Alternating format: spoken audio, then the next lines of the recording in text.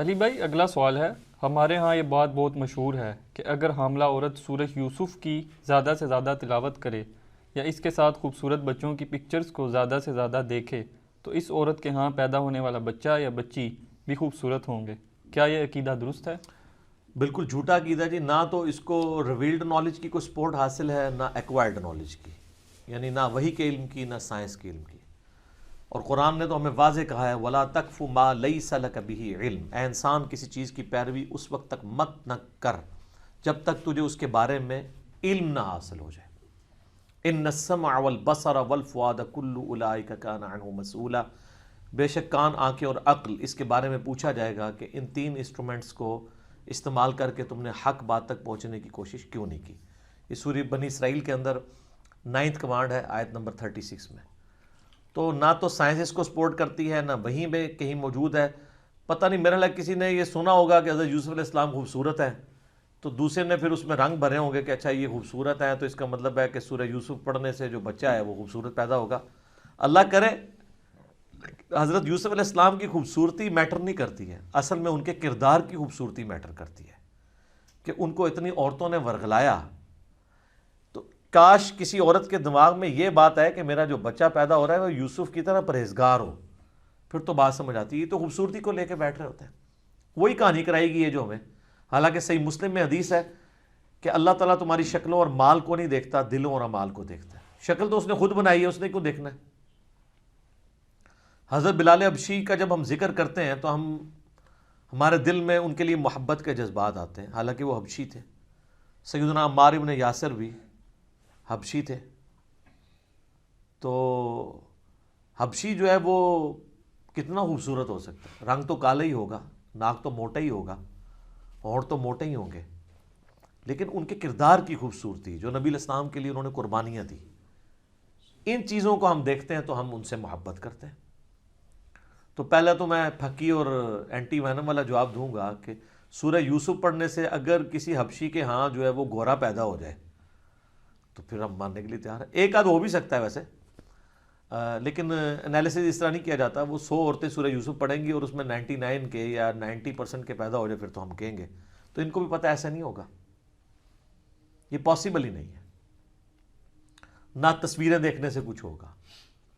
لیکن یہ بات سائنس مانتی ہے کہ ونس جب پریگنینسی آئیڈینٹیفائی ہو جاتی ہے اور یعنی وہ بچہ بڑا ہوتا ہے اور گروتھ کی ایج میں آتا ہے اور 4 مہینے گزر جاتے ہیں، اس کے سننے کی اور یعنی سننے کی صلاحیت جو ہے اس کی کام کرنا شروع کر دیتی ہے، کان.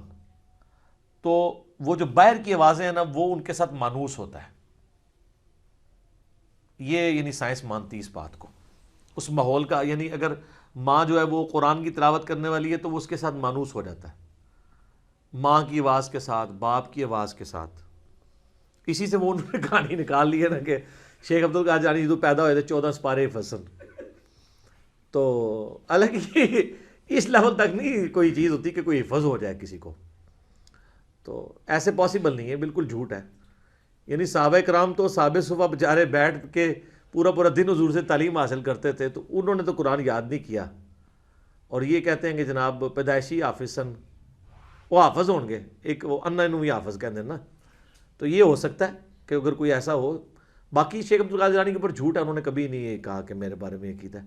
یہاں کہتے ہیں جی وہ دائیں طرف سلام پھیرا تھا سارے حافظ ہو گئے، اور پیچھے نماز پڑھنے والے بائیں طرف پھیرا تو سارے ناظرہ ہو گئے. تو پیچھے والا کیا ہوا؟ پیچھے میں بیٹھیا سا. میں کہا جی حضرت صاحب تسی سناؤ نا ذرا نماز جیڑی پڑھی ہے انہیں. تو تجوید کے ساتھ نماز بھی نہیں سنا سکتے یہ لوگ. ترجمہ تو بڑی دور کی بات ہے. سب کچھ توہمات ہے جو چل رہا ہے، اس کا دین کے ساتھ کوئی تعلق نہیں ہے. باقی خوبصورت اولاد کے لیے خواہش کرنا، عیب سے پاک اولاد کے لیے خواہش کرنا، یہ تو آپ کا حق ہے، آپ ضرور دعائیں کریں. ایون بیٹا مانگنا بھی آپ کا حق ہے. حضرت زکریا علیہ السلام کے بارے میں آتا ہے کہ انہوں نے کہا کہ اولاد یعقوب کا وارث ہو جو ہیکل سلیمانی کو، ٹیمپل آف سلیمان کو میرے بعد دیکھ سکے. تو بیٹے کی خواہش کرنا تو کوئی بری چیز نہیں ہے، کریں، لیکن نیک اولاد کی. ربنا هب لنا من ازواجنا وذریاتنا قرۃ اعین واجعلنا للمتقین اماما. یہ دعا ہونی چاہیے، اے اللہ میری بیویوں میں، میری اولاد میں، ہماری اولاد اور بیویوں میں آنکھوں کی ٹھنڈک بنا دے اور ہمیں پرہیزگار لوگوں کا امام بنا. یعنی ہمارے جو اولاد میں لوگ ہوں وہ پرہیزگار ہوں. یہ دعائیں ہمیں سکھائی گئی ہیں. خوبصورتی ہیں یا یہ شکلیں والی تو کسی پیغمبر کی میں نے ابھی تک کوئی دعا نہیں یعنی سنی یا پڑھی کہ اس میں انہوں نے یعنی خوبصورت اولاد کے پیدا ہونے کی دعا کی. وہ تو اللہ تعالیٰ نے جو ڈیفائن کیا ہے وہی کچھ ہونا ہے. پھر ہر بندے کی خوبصورتی کا کرائٹیریا بھی ڈیفرنٹ ہے. صحت مند اولاد کی بات ہونی چاہیے. اس قسم کی دعائیں اللہ تعالیٰ سے کرنی چاہیے. باقی اس قسم کے یہ وظیفے کرنا اور ان کی بنیاد پہ یہ عقیدہ رکھنا، یہ پھر بات کہاں سے کہاں چلی جاتی ہے. اور یہ ہمارے سب کانٹیننٹ میں انڈیا، پاکستان، بنگلہ دیش، ایون افغانستان میں بھی یہ ساری اس قسم کی مت پائی جاتی ہیں اور لوگ بڑے یعنی فخریہ اس چیز کے اوپر بات کر رہے ہوتے ہیں. تو جناب گوروں کے بچے تو اتنے خوبصورت ہیں، ان میں سے کوئی بھی سورہ یوسف نہیں پڑھتا. یہودیوں کے بچے دیکھیں کتنے خوبصورت ہوتے ہیں، تو وہ تو کوئی سورہ یوسف نہیں انہوں نے پڑھی ہوتی ہے. اس طرح کرنے سے کچھ بھی نہیں ہونا.